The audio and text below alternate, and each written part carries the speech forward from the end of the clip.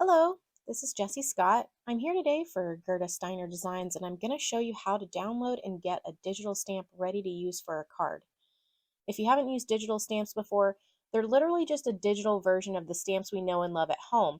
Instead of stamping with ink onto a sheet of paper and you have an image that is digital that you actually print and then you color it from there. So you'll want to refer back to the blog post for tips and tricks on what printers work best for the digital stamps and other options you might have. I'll put a link in the video description below to the blog. Okay, so we're at the Gerda Steiner Designs website here. So we're going to go to the shop, and there's a section here for digital stamps. And if you scroll all the way to the bottom, there's actually a section for free stamps. So this is what we're going to try to do today, because we're just going to try it out, right? We want to see if digital stamps are going to work for you. So let's try a free one. This is the most adorable one with the Let's Eat cupcake, one of my favorites. So you check out just like anything else. There's an add to cart. You're going to come up with the checkout. Now, as you can see, it's $0.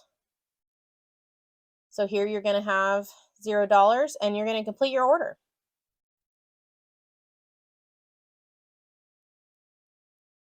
So now you're going to see this preparing your downloads. That's going to be the difference between buying real stamps that are physical to buying an image that you download.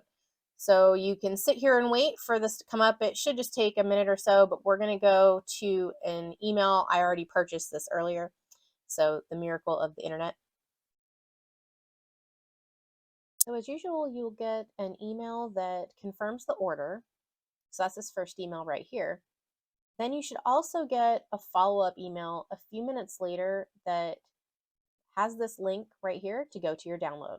So let's click that.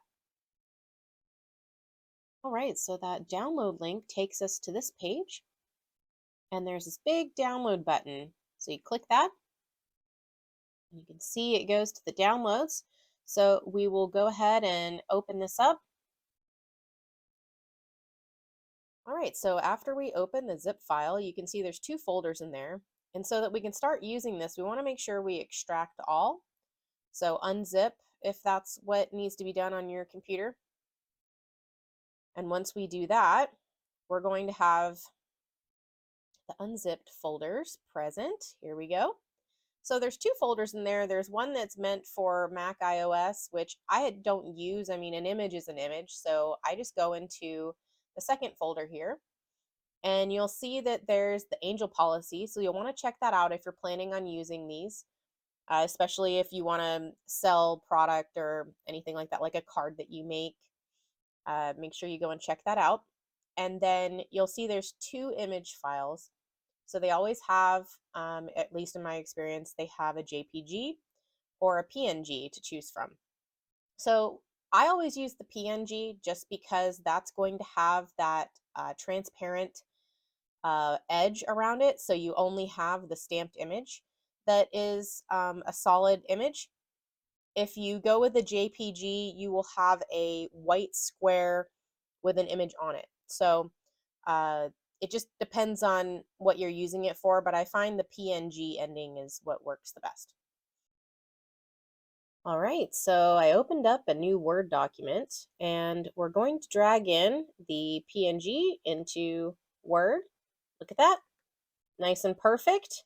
So if you want to be able to fit more on the screen, here, I'll go ahead and full screen this now, on the paper, you can, at least in Word, you're able to double click on it. It'll bring up your picture format is also what you can toggle on there too. And you can crop this down so that you have a smaller border.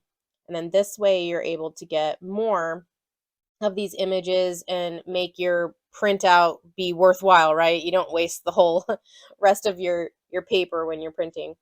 So what I also do to make sure I can fit them all on is to go to the layout and change the margins. So I never know what works for the computer I'm on. So you can go in and set the margins to 0, and the computer is actually smart to try to make it so you don't do something stupid, and they'll tell you to fix it. So they're going to fix it to be what my printable margins are. So this is where my printer will go. So we're right up to the edge. So now we can just copy and paste as many of these as we want. Fill up the whole entire sheet, and then we can hit print, and we're ready to go.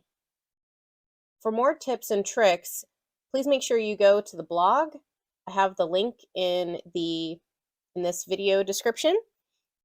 I go into a little more detail on what kind of printer you want to be using, some tips and tricks on paper, and if you don't have a printer, some other options.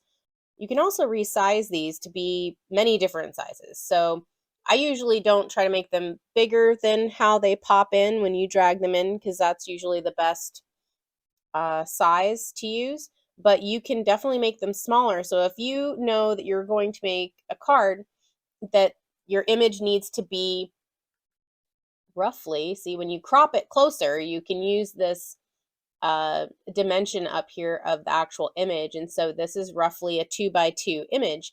So if you know you're trying to fit a certain card, a certain element, you can make these smaller.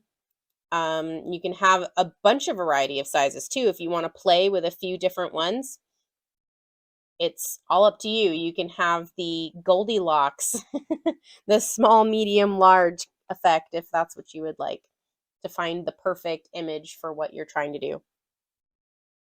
So thanks for joining me. I hope you are less afraid of using digital stamps, and hopefully this works great with the printer you already have on hand, or you have access to a printer to try it out and see if you want to invest in a printer for yourself at home.